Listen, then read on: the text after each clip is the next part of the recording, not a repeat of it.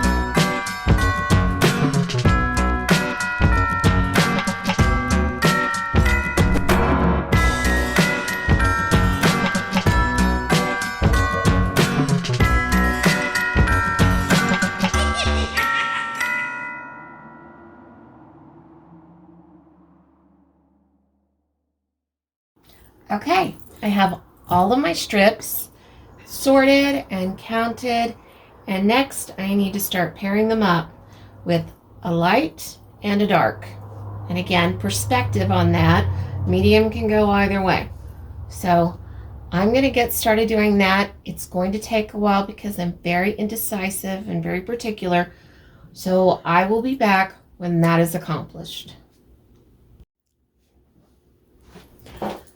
Okay, friends, let's see. I have a huge stack of strips paired up, just I think the way that I want them.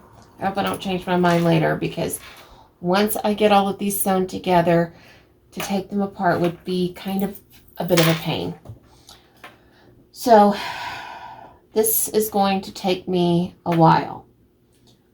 So while I'm doing this, I'll let you watch for a little bit. Actually, I might even go ahead and get started. Okay. So I want to talk to you guys about trick-or-treating. Now, obviously not everybody goes trick-or-treating,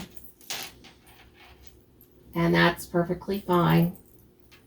But for those of us that used to go trick-or-treating when we were younger, I would love to know how old you were when you stopped, and if you remember what that final costume was for trick-or-treating, because I know that some of us still have costumes as we get older, or at least, well, I do. Anyway, I think I was in the 6th grade. That's how old I was when I went trick-or-treating. And I did not go very far at all. I was so excited, and I got all dressed up. And then sadly, I think I walked down like maybe, I don't even think I completed my full street when I was just like, no, I'm too old for this now. And it was kind of sad. Just the typical joy of it was gone. And I had dressed up as a clown.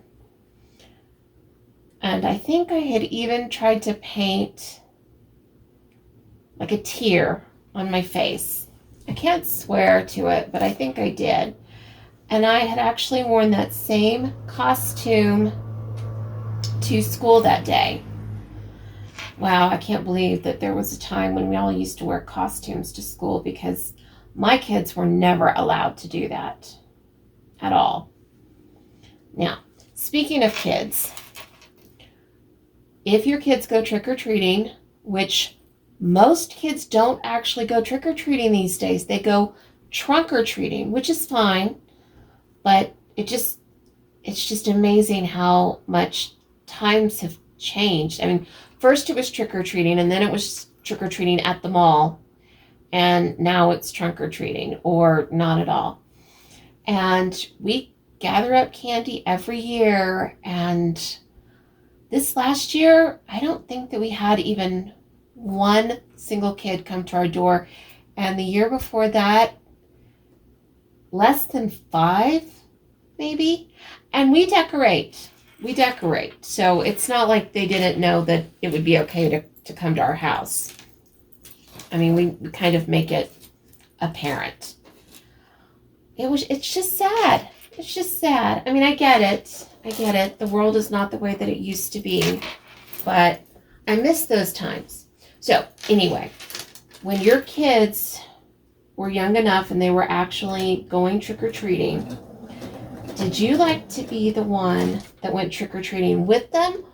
Or did you want to be at home passing out the candy so that you could see all of the other kids in their costumes?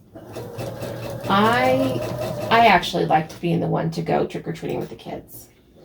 Just, I don't know, I liked reminding my kids of, using their manners and saying trick-or-treat and saying thank you and all that sort of stuff.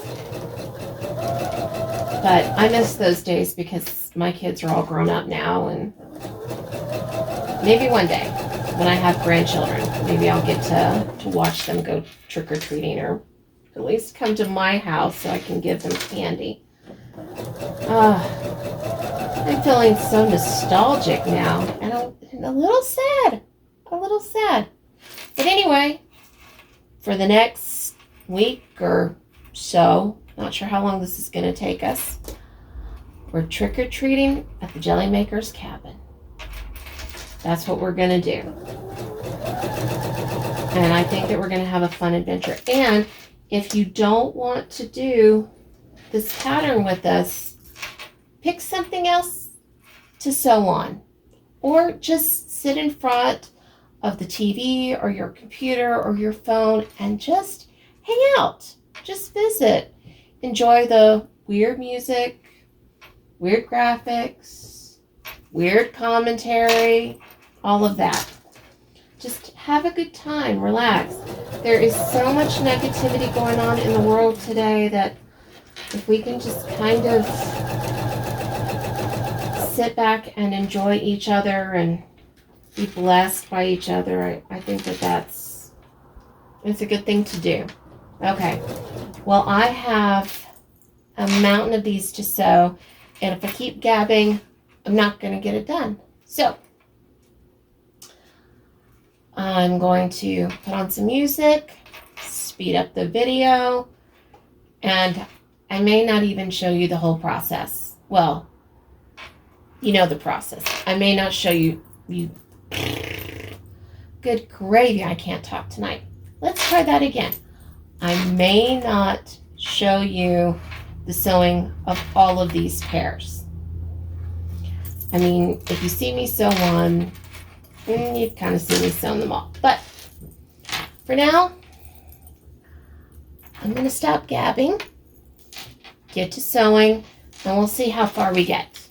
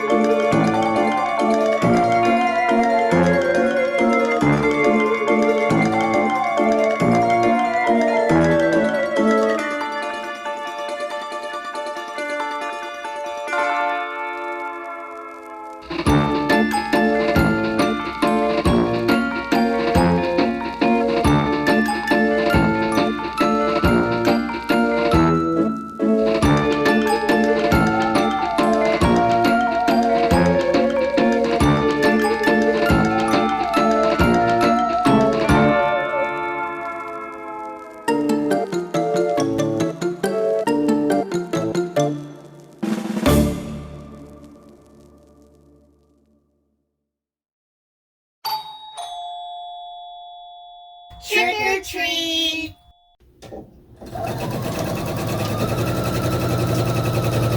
All right, we are almost at the end of this extremely long chain.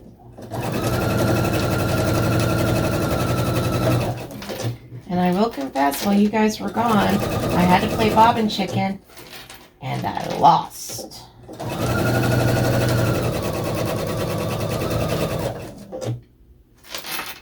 Okay, we are almost done.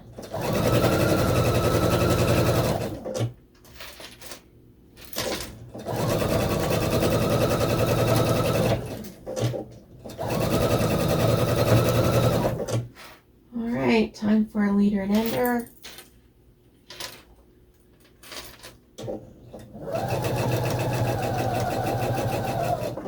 And there we have it. Okay. Let's see. Okay. This is going to take a while to press. So, until then, I hope you're cozy in your jammies.